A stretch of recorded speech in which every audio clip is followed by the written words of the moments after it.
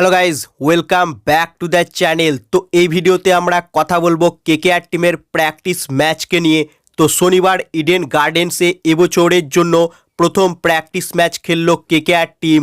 আর এই প্র্যাকটিস ম্যাচেই কিন্তু জ্বলে উঠলো একাধিক নাইট তারকা, যেখানে এদিন কেকেআর টিমকে দুটো ভাগে ভাগ করা হয়। একটা হচ্ছে টিম পার্পেল আর একটা হচ্ছে টিম গোল্ড, যেখানে টিম পার্পেলের ক্যাপ্টেন ছিল আজিঙ্কে রাহানে এবং টিম গোল্ডের ক্যাপ্টেন ছিল ভেঙ্কাটিস আয়ার।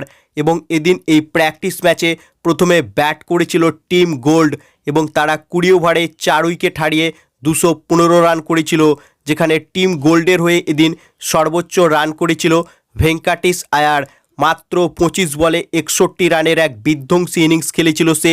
এছাড়াও উইকেট কিপার ব্যাটসম্যান লাবনীত সিসোদিয়া, সেও কিন্তু 24 বলে 46 রানের এক দুরন্ত ইনিংস খেলেছিল। সব মিলিয়ে টিম গোল্ড 215 রান করেছিল 4 উইকেট হারিয়ে। এবং এই রান তাড়া করতে এসে টিম পার্পেল তারা কিন্তু ফায়ার স্টার্ট দেয়, যেখানে টিম পার্পেলের হয়ে ওপেনার কুইন্টন ডিকক মাত্র 22 বলে 52 রানের এক বিধ্বংসী ইনিংস খেলেন।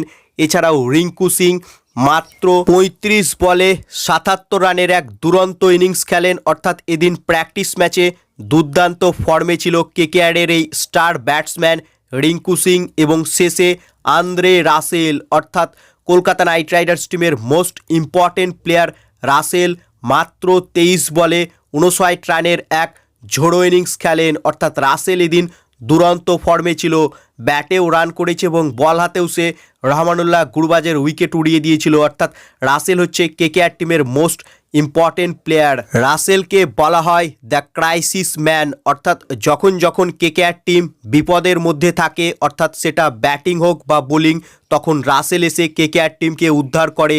এবং গত বছর আন্দ্রে রাসেল কেকেআরের হয়ে বল হাতে 19টি উইকেট নিয়েছিল এবং যখন যখন কেকেআরের উইকেটের প্রয়োজন ছিল তখনই কিন্তু উইকেট নিয়ে এসেছিল আন্দ্রে রাসেল। যেখানে তোমাদের হয়তো মনে থাকবে যে গত বছর ইডেন গার্ডেন্সে আরসিবির সঙ্গে কেকেআর টিম যে ম্যাচটা খেলেছিল এবং যে ম্যাচটাতে কেকেআর টিম মাত্র 1 রানে জিতেছিল, সেই ম্যাচটা কিন্তু অলমোস্ট আরসিবি টিমের হাতে ছিল। কিন্তু সেখানে আন্দ্রে রাসেল বল করতে এসে রজত পাতিদার এবং দীনেশ কার্তিকের মতো গুরুত্বপূর্ণ উইকেটকে নিয়ে ম্যাচটি কিন্তু অলমোস্ট ঘুরিয়ে দিয়েছিল কেকেআরের হাতে।